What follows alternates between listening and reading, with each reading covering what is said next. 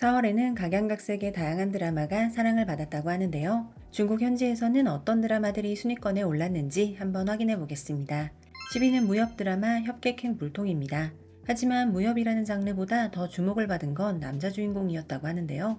이 드라마가 방영된다고 했을 때 온라인에서는 자본이 억지로 못생긴 배우를 미는 거 아니냐며 화제가 되었다고 합니다. 그런데 막상 방송을 시작하자 첫날 조회수가 1억을 넘기고 텐센트 내 화제 지수도 2만을 돌파했습니다. 취지성이 연기한 고링펑은 무협사상 가장 불쌍한 남주라고 할 수 있다고 하는데 많은 시청자들은 이건 무협 드라마가 아니다 개그다 라고 말하기도 한다고 합니다.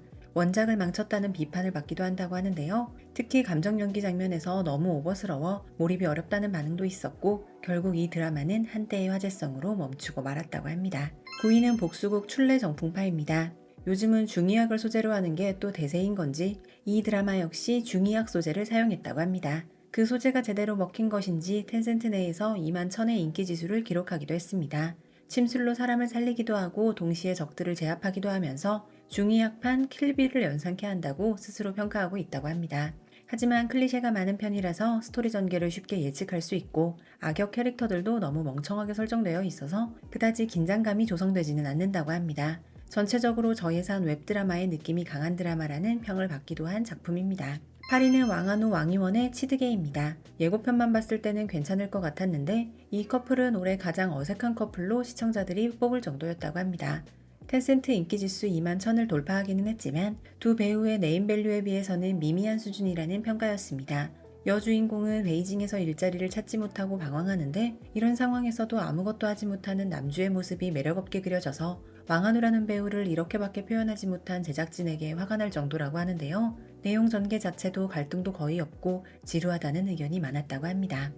7위는 형사 드라마 현경입니다. 이 작품은 형사극인데도 공포물처럼 연출된 것이 특징이라고 합니다. 게다가 전부 연기력 있는 베테랑 배우들이 출연하고 있고 첫 장면부터 굉장히 몰입감 넘치게 시작한다고 합니다. 현재 시청자들은 이건 거의 홍콩식 경찰 액션 드라마 같다며 극찬하기도 했다고 합니다. 텐센트 내 인기 지수는 22,000을 기록하기도 했습니다.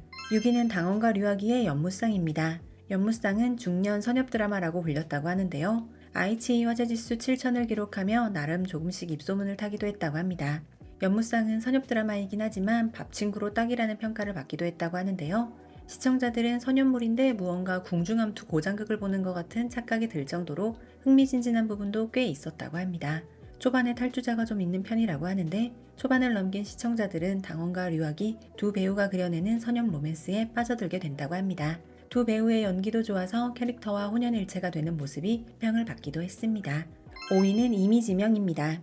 이 드라마는 불법 의료미용의 실태를 있는 그대로 드러내며 큰 화제가 되었다고 합니다. 정말 교과서처럼 자세하고 충격적인 내용을 담고 있고 대담한 표현과 장면도 등장한다고 합니다. 불법 성형시술, 의료대출 사기, 무자격 의사, 수술 후 감염 등 의료미용업계의 문제들을 하나하나 파헤쳤다고 합니다.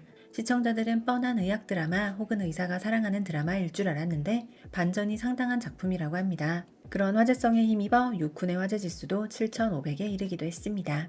4위는 순리와 러진의 오은지상입니다. 두 배우는 안가 이후 5년 만에 다시 커플로 호흡을 맞췄는데요. 그때는 부동산 중개인으로 집을 팔았는데 이번에는 완전히 장르를 바꿔서 범죄 수사 드라마로 돌아왔습니다. 이 드라마의 전개 속도는 정말 빠르기로 유명하다고 합니다. 첫 화부터 토막살인 사건, 경찰 실종, 약물 사건이라는 세 가지 메인 사건을 동시에 터뜨려 버리는데요. 각 사건은 유기적으로 연결되어 있고 7화 안에만 무려 5번의 반전이 등장해서 흥미진진하다고 합니다. 그래서 순리, 여경의 강렬한 존재감이라는 키워드가 실시간 검색어를 장악하기도 했다고 합니다. 러지는 회상 장면을 통해 등장하는데 등장할 때마다 시청자들의 마음을 흔든다고 합니다.